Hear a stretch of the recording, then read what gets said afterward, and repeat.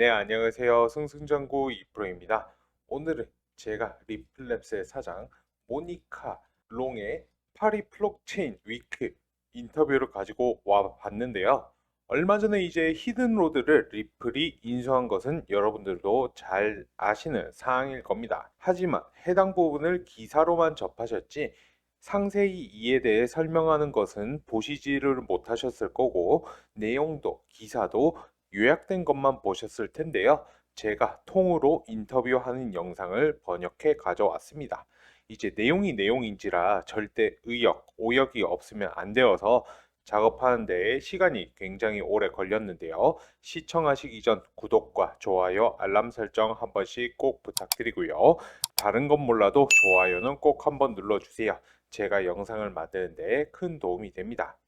The massive news, Monica. What is it?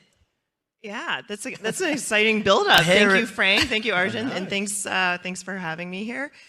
So I'm very excited. I think just a few minutes ago, our announcement crossed the wire. So I'm really excited to share with you a deal we've been working on for some time.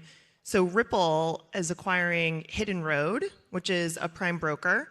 They're a very high-growth prime broker, one of the largest as the non-bank prime brokers, and this is a big deal. It's $1.225 billion. What does it mean? Thank you. What does it mean for Ripple's business? Because you've been on a path to really diversify the business beyond kind of how you started in payments, and there's custody, stable coins now, and so what does this add to the Ripple business?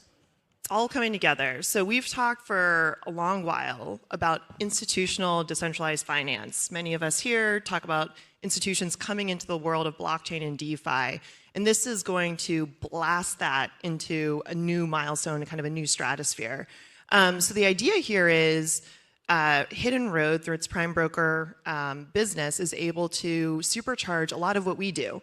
So using Ripple USD, the stable coin, as collateral for all of its prime brokerage services, as well as using Xrp Ledger for a lot of its post-trade services. And of course, we've actually known Hidden Road for years because we've been a client of theirs on the payment side to provide FX and those services to payments. So there's many good synergistic opportunities. In terms of, and we've spoken over the years about the potential for growing institutional adoption of crypto and institutional participation in crypto as well. These kind of acquisitions and some of the push you've made into custodial services and what we see more broadly across the industry, are you seeing now some of that institutional adoption happening? Yeah, absolutely. I mean, Hidden Road is a great example too, because they serve TradFi, but a good part of their business is in digital assets. I mean, us being a client of theirs for years, as I mentioned, but many other of they have hundreds of clients, do more than $3 trillion in volume a year. So they've been in this business for a while, and that's, I think, why this made so much sense to them. The CEO and founder, Mark Ashe, is very visionary and really believes in the power and benefits of efficiency, providing 24/7 settlement for things like post and collateral and, as part of trading. So I'm just so excited to see being able to bring hundreds of institutions into the world of blockchain in a pretty seamless way, because now that we're going to be one joined family, we'll be able to kind of click the services together. Monica, you mentioned the involvement of the Ripple USD stablecoin as well in that. Can you just give us a sense of how that's going to be used as part of this acquisition, and also XRP as well, if at all? Yeah, so for RLUSD, this is the Ripple US dollar stablecoin, which we just launched it at the end of last year in December. It's now exceeded, I think, 300 million in market cap. It's done $10 billion in trading. So we're off to a strong start, but this is order of magnitude bigger in terms of the volume opportunity, where Hidden Road's doing $3 trillion a year for its clients. So the key use case will be using it as collateral, and I think the unlock there for Hidden Road and its client base is having it on chain for 24/7 movement and settlement.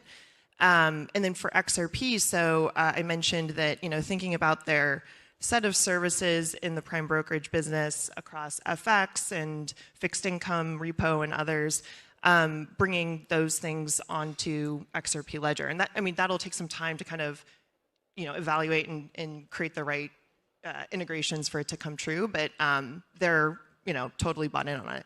Can we just talk a bit about the stablecoin as well? As you mentioned, it's quite young. What do you think is the path to it being able to grow to a size where we see sort of USDC and Tether as well? I think this is going to help, isn't it? So yeah, I think that the key proposition for the Ripple stablecoin has always been institutional and enterprise first.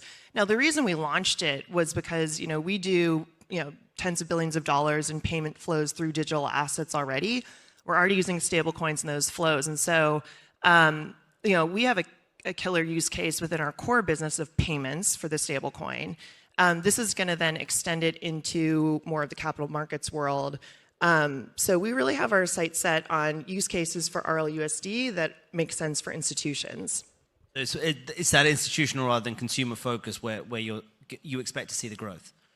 Yes, that is probably going to be the thing that levers it up into exponential growth. Really key to the success of any kind of token is distribution and liquidity. So of course, we're still really excited about, our partnerships with some of the top exchanges like Kraken and Bitstamp to get distribution as well as retail distribution of RLUSD. Monica, can you just sort of explain where you see the relationship then between what you're doing with the stablecoin and XRP? Because traditionally, it was XRP that was used or used in some of your products in terms of cross-border transactions to make that faster and quicker and for the liquidity, etc. So why can't you just do that with the RUSD rather than requiring XRP at all? Yeah, so we've always been believers in a multi-chain, multi-token future. And so we think that different tokens and different chains, for that matter, are useful at different times for different use cases. Let's take XRP first. XRP is the native asset to the public blockchain, the Xrp ledger. So inherently it has a use case in terms of gas fees, as well as for reserve accounts. So that will always be there, and the more that the ledger is used by more developers, more end users, you see demand for that token going up. In addition, a really novel thing about XRP was, as the ledger was created, it had a decentralized exchange built into it, and so trades within that decentralized exchange that don't have immediate liquidity between them auto-bridge through XRP. So this is where we've talked about it as a real bridge asset. And even beyond the Ripple payments use cases, so within our payments product, by the way, we still do use XRP as well as stablecoins, and it kind of depends on the customer's use case and what's most efficient. I will say, yes, we see a lot of growth within stablecoins for our payments product this year. But as more types of developers build products, either within the Xrp Ledger ecosystem or other chains, this DEX feature and using Xrp for liquidity will be a bigger and bigger use case.